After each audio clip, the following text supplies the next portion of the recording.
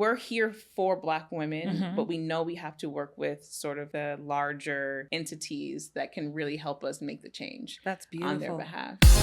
Welcome to Her Agency, the podcast. I'm your host, Brandi Rand. This is a space curated for Black women in advertising who are bold enough to pick up the pen, write the brief, take up space, and own their agency.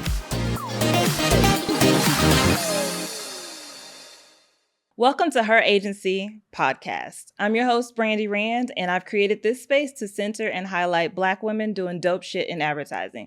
Today, we've had the most real conversation with my good girlfriend, Ashlee Green. This is a conversation you do not want to miss. Let's tap in. Welcome, Ashlee. Thank you for joining me today. So I like to kick off with asking everybody one very important question about owning their agency. What is one way in your career that you're proud of how you owned your agency? I love that question. I think agency is something that I try to instill in everyone around me. But one of the ways in my career that I really was proud of how I sort of showed up was really my beginnings at Creative Theory Agency, right? So I was employee number 4. Oh, wow. Technically. Wow. The first woman. Okay.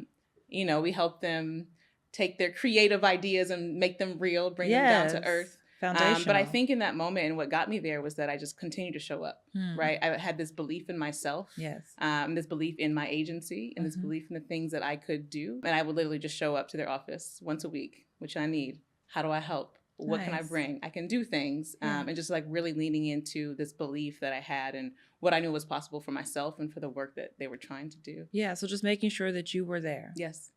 Because you decided to be. Exactly. That's an amazing way to own your agency. Let's talk about building authentic representation in marketing. You've got an incredible advertising journey. And I'm just so proud to know you and give you your flowers now. I know we're going to get into how we receive that later. But can you share a bit about your advertising career and what led you to this industry? My journey to advertising, and it's kind of weird to think about myself as someone who was in the industry, but was very non-traditional. You know, if you would have asked me 10, 15 years ago, I didn't know much about what an agency was or what they did. If you'd have asked me 7 years ago, I'd never even thought I would be at an agency. Oh, wow. But what I think I was drawn to at the time was the sort of like freedom and flexibility that it afforded me in that moment and sort of like how the agency existed at the time to create and bring what I wanted to the work, right? So Creative Theory as an agency was really founded on this idea that we need to be a part of the creative process from start to finish. It's not just, we hired a photographer of color, or there's a Black woman behind the lens, or the talent, right? Don't just tap us in at the end, but we really should be a part of bringing energy and insight to the conversation from strategy and concept. And so that was sort of like the impetus for the agency.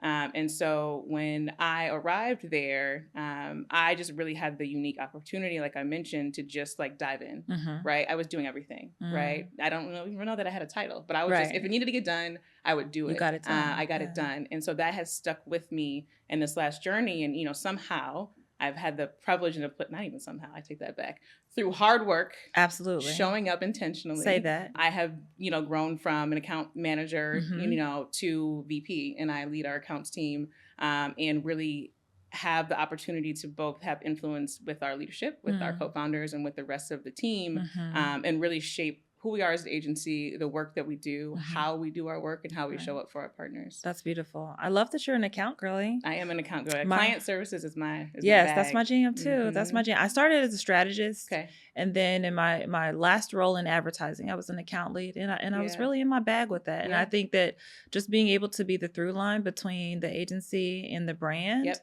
and play both sides of the field, but just knowing that it's not always a yes and it's not always a no, but you have the power to own that. Yes. And I think as Black women, we approach the work with just knowing that there's so much from lived experience and just from just understanding what's going on culturally that we bring to the table to how we do the work. So when we talk about having women of color, Black women specifically in account roles, that's just such much more, in my opinion, a rich approach to account management that a lot of agencies just don't tap into. I mean, I would tend to agree with you. I think as women, we just we bring a level of intention and attention to detail and anticipating needs and issues and problems, right? And as a mom, right, I think it's like triple that. Right. But I think as Black women, to your point, there is more of a lens to trends, what's happening culturally, what's new, what's next, what's now. And it's because we're creating them, right? And so we're sitting in it all of the time. Yes. And so we can bring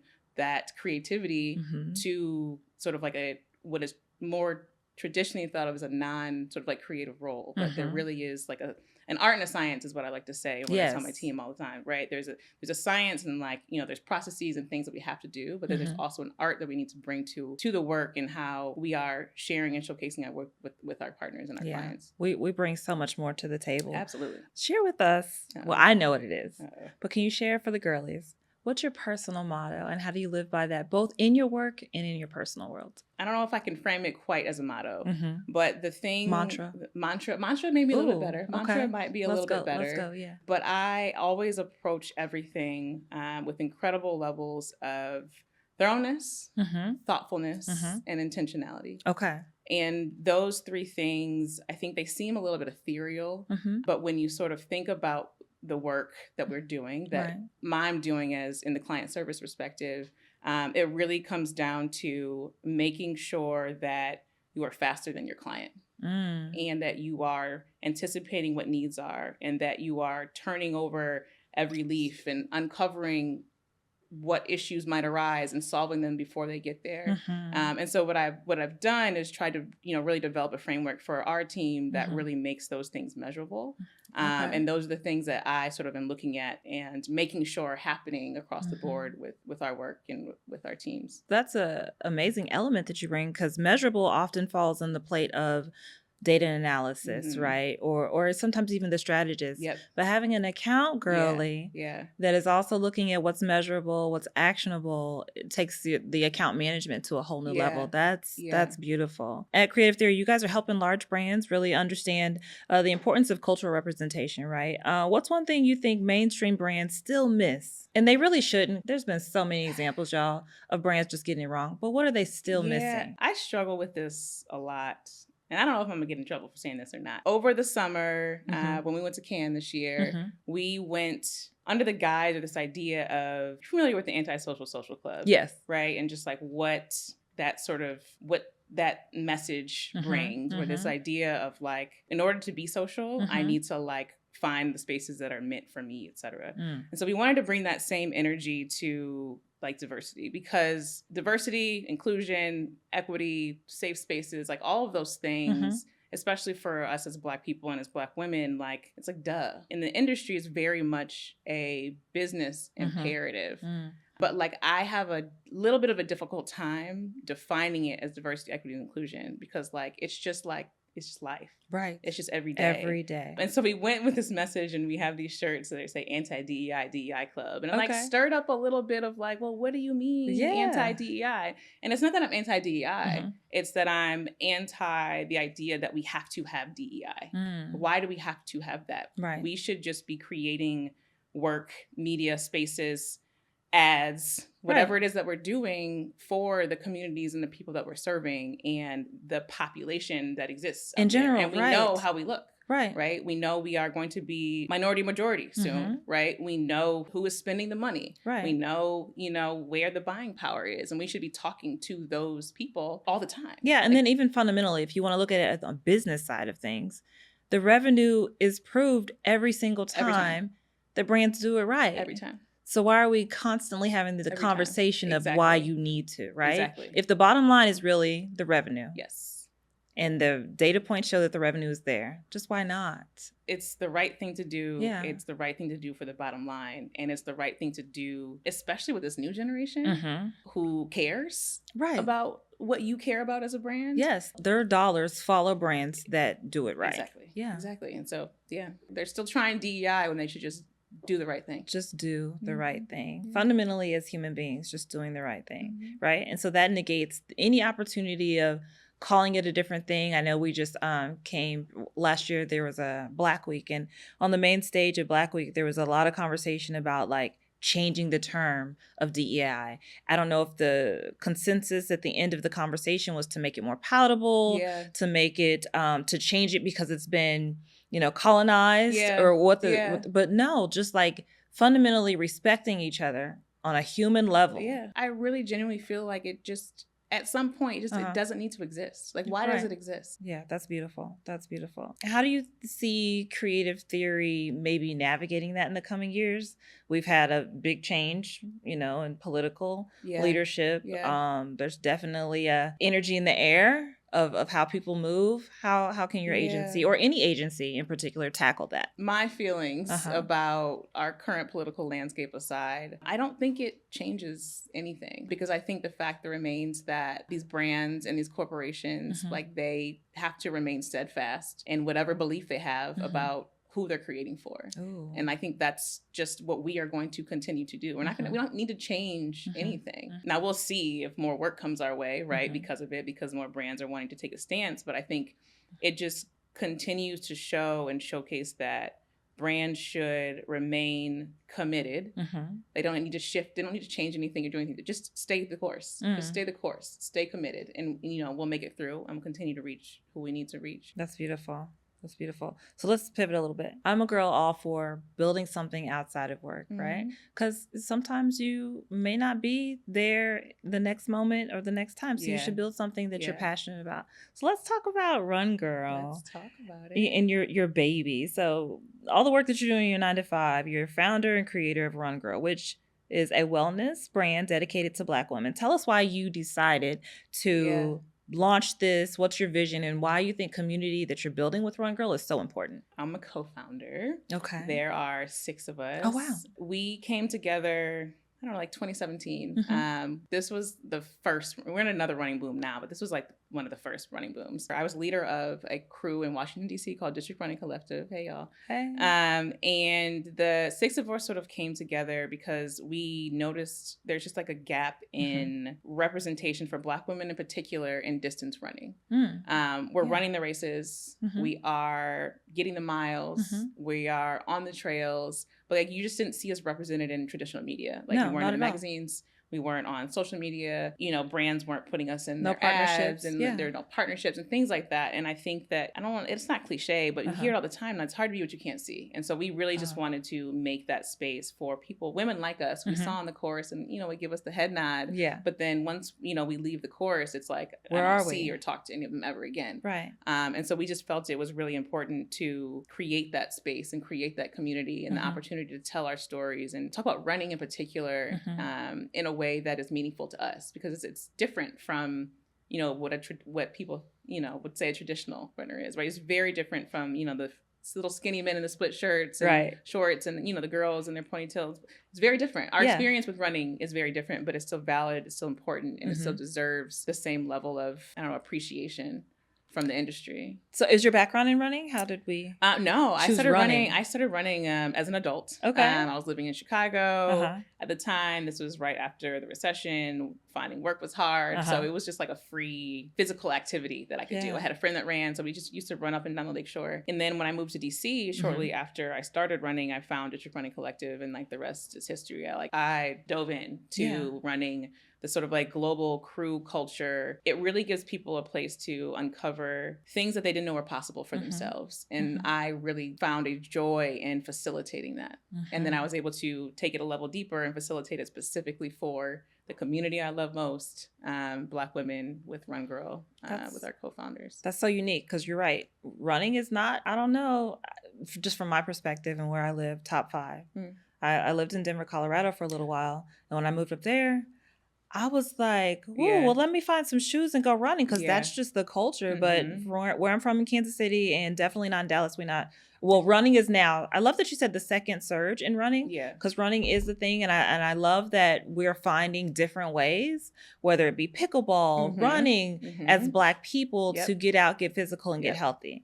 Right. We saw so much downturn in our health and in our livelihood with with the pandemic and just finding something physical to tap into is so critical. Do you find that the community serves a bigger need than just the physical release and outlet? What are you really finding as far as conversations with Black women who come into the RUNGRL space and community? Yeah, I think absolutely. So one of our biggest goals or our mission, I would say, that we don't speak about outwardly a lot is like we really want to have generational impact on like health outcomes for Black families, right? And Black women generally are the center of Black families. And so if we can start with Black women, then we can have that like wider impact. Absolutely. Within that and what we find that Black women are craving is just like the opportunity to connect and like have these conversations where it's like what's understood doesn't have to be spoken. And so when we do our in-person events or when we are sharing, you know, memes and things on social, it's because these are our experiences. And that's what I think what people like gravitate to. There's just like nothing like seeing other people that look like you enjoying something that you're enjoying and being able to do it together. It's so important. Once you can see a thing, you can definitely be a thing. Touching on how we're represented in media, just from a health and wellness perspective, oftentimes wellness is one size fits all, and we're not in that size. So what are some unique challenges that you're facing with getting the message out there or even addressing unique challenges of Black women from a healthcare perspective? Yeah, there's a couple of things that we talk about a lot and, you know, we could get deep into these, but I would say our hair, right? And how we got to get ready to go have physical activity. Yeah. Like for real on gym day, it's like, are we really doing the cardio? Cause I can't sweat my edges out. No, cause I just got the press. Right. But I think we have these sort of like Western sort of like, what's the word I'm looking for? Expectations that we feel like we have to live up to, but like why? And so if we can create resources to help you be able to still maintain, you know, that press and still get out there and run some miles, like that's what we want to do. One of the other things that we talk about and focus on a lot is safety. And again, this is rooted in just like societal expectations for or society's framing of who Black women are and just how they over-sexualize us, right? And I think women in general trouble with safety on the run, but I think for Black women in particular, just because of the ways and overgeneralization, but in general because of our bodies that are generally more curvy, right? And we experience it at like a higher and more like pervasive rate, right? It's like a little bit more like it cuts to the core a little bit more, right? Because we aren't seen as just somebody who wants to go out on a run. It's very, very sexualized. And, you know, you stop at a stop sign and you wait for me to run by so you can look at catcall and look and do all types of ignorant stuff. And the other thing that's really interesting is usually Black men. But that's for another day. Yes. That's for another day. Put a pin in that. Let me take a step back. We have two audiences. Okay. Right? So Black women are actually our secondary audience. The people whom we are doing this for. Okay. The first sort of audience that in the first group that we really want to have impact with are the folks who can actually change sort of like the tune and the energy in the industry. And that is the brands, and that is the media, and that is the people who really have the power, the storytelling, and the resource, to be able to actually make the change. Yeah. So when we think about brand partnerships and we think about events and we think about the experiences we're doing, we're doing them in efforts to like showcase to these brands that this community matters. This community has buying power. This community is outside running. You need to invest in them so that we can sort of like change what these outcomes are. We can feel safer and our clothes can fit better. Right. And all of the... Or workout clothes can be made to fit us. Workout clothes can be made to fit us. Shout out to Pioneers. Yes. We're here for Black women, but we know we have to work with sort of the larger entities that can really help us make the change. That's beautiful. On their behalf. Yeah, there's two sides of that coin that are very important. In both Creative Theory and in RUNGRL, you're doing an excellent and amazing job of creating spaces to drive diverse narratives. So what advice would you give at any level a Black woman in advertising about owning her narrative, creating space for others? I think the answer is to create space for others. I think one of the things that I'm really proud that I get to do at Creative Theory is lead an incredible group of Black women. But I do my best to lead in partnership with them, give them space to uncover their own ideas, give them space to solve problems, not be that like micromanager. So I think from like a leadership perspective, especially with your teams, it's just like making sure you're creating space for people to explore and uncover and solve the problems and do the things that they need to do for the work with your encouragement and not always because of your directive. Are you a Black girl in advertising? If so, we've created the most amazing space just for you. If you are ready to thrive and not just survive in this male-dominated space, if you want to lock arms, build community and culture with others that look like you, join her agency, The Collective, a place where we're having real conversations, doing the work, building our brands, taking up space, and owning our agency. See you there.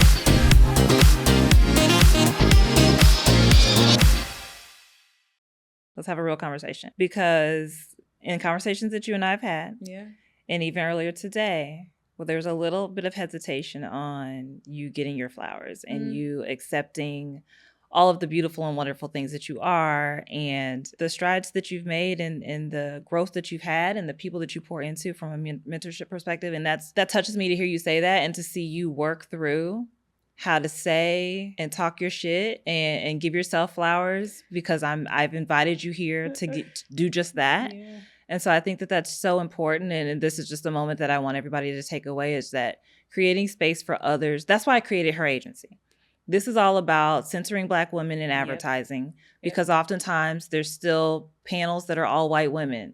That we're still calling the same people to the conferences to speak on the collective's behalf, when there's so much beautiful, special talent like yourself and those that you're bringing up with you to tap into. So I just really want to take a pause here and double click on the fact that while you're doing all the work at Creative Theory and you're doing the work at RUNGRL to create spaces for people to come and show up and be seen and feel seen, I just want to give you your flowers now, because I want you to embrace that and just really understand the impact that you've been creating. Well, thank you. Yeah, because it's just health and wellness is just something that's really near and dear to my heart. And I just think that, yes, brands don't do us the justice that we should have as Black women. And just with all of there's so much data out there, right? About how our health disparities and how we're dying giving birth and just all the negative things. So just being that through line to let Black women be seen, tap into health and wellness, and knowing that at the end of the day too, if we're not physically there and healthy to be in the room,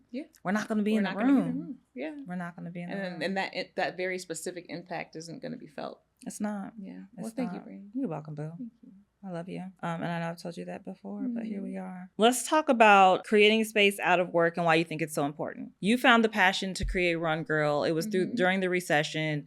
You had space, time, and opportunity. Yes. But we know in advertising, there's not always space, time, and opportunity. You know, advertising, we are expected to come in early, work late. Yeah. They're calling us back to the office. Return to office is going crazy right now, right? So how do we make sure that we're intentional about carving out space to have a passion project or something on the side that fulfills us when oftentimes our work just doesn't? Having something outside of work that fulfills you and fuels you, I think is one of the only ways to like prevent that real burnout that comes with the type of work we do, especially at agency. Like, if you don't have an outlet or something to look forward to when you're outside of work, it's really difficult to show up at work. Creative Theory Agency in particular, like, especially just from the way that we started, we were all just like creatives, just doing things, right? Photographers and designers and, working in film, quitting government jobs to do this work. And so I think there's always been this culture there where it's like, okay, yeah, they also do such and such, or,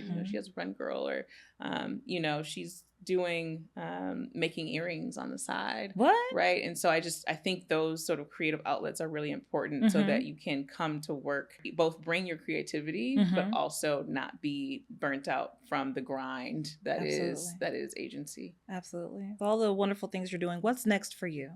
What's next on the table? What can we be on the lookout for? Man.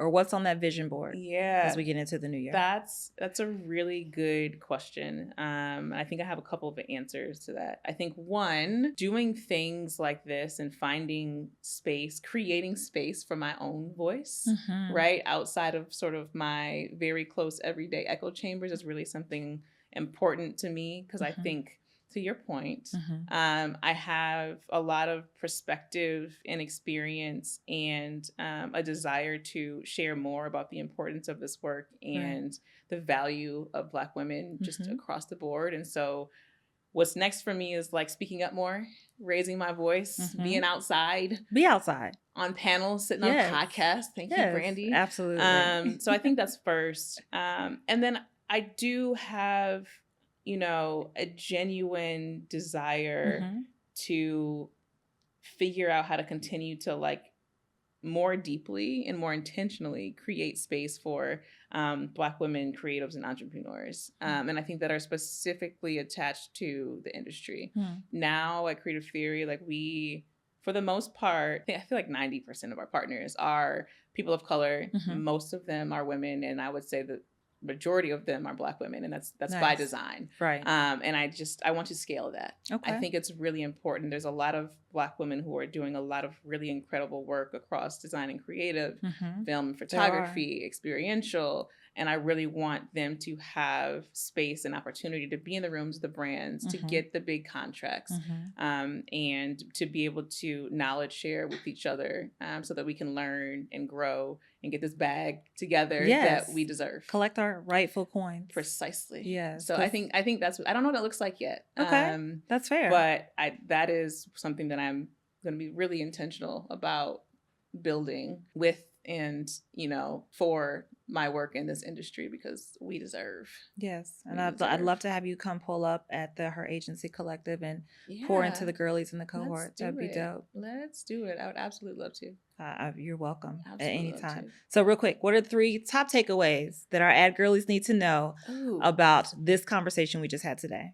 Top 3. Give us the gems. Give us the gems. Give us the gems. Thorough, thoughtful, and intentional. Always and in all things. Yes. Number 1. Show up for yourself. Make space for others. Number 2. And number 3, don't forget who you are while you're busy.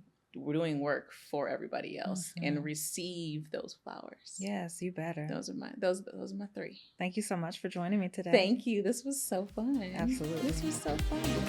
You're welcome.